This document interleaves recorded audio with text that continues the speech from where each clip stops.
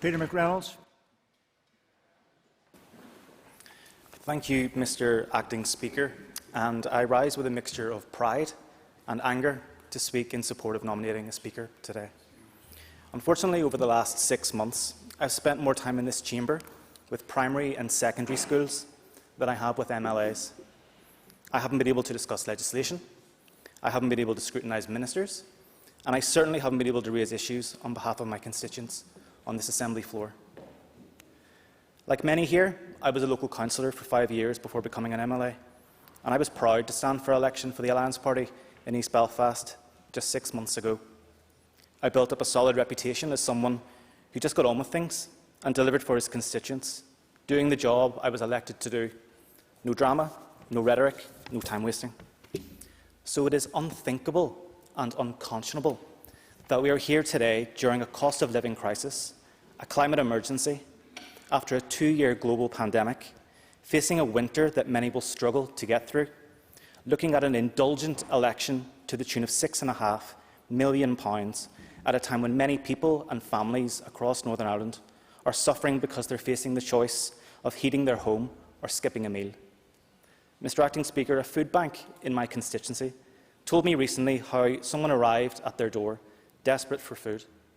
They were brought to tears when offered chilled foods in the package they were provided with, and brought to tears because they were ashamed to admit that they couldn't afford the electricity to turn their fridge on at home.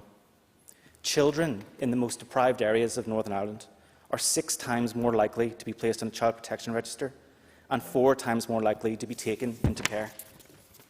As one food bank user wrote on their social media recently, we are a family that is just surviving, not living. What kind of society are we allowing to exist outside these walls in 2022? Food banks shouldn't have to exist, we know that. But it's especially hard for me to stomach when some politicians sit on their hands while it's the volunteers who shoulder the wheel to help the most vulnerable in our society. At the same time as all this, I see and hear how the people of Northern Ireland are being used as so-called leverage, and I've heard that screamed across this chamber today already. Misinformed by a party in this chamber who profess to care about Northern Ireland, them and their lives. No one can tell me who the collapse of this Assembly is benefiting, that it is a constructive negotiating tactic in talks between the UK and the EU, or that it is benefiting the communities across Northern Ireland that put us here.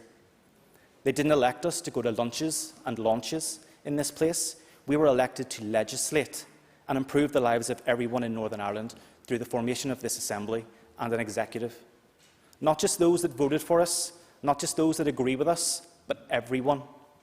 To turn up for them each and every single day, listen to the key workers that we all used to clap for during the pandemic, and make the realities that they are seeing every day easier.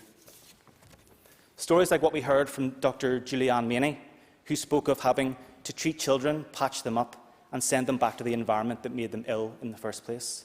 Or from Andy McLenaghan, who broke down as he spoke about what he is seeing and hearing from social workers in his organisation. Those conversations took place in the long gallery upstairs. This chamber was silent and empty. Mr. Acting Speaker, Stormont can't fix everything that's wrong in the world today. It can't address all the issues that we've been hearing about, but it can at least show that we care about the people who elect us and make the necessary changes to improve their lives.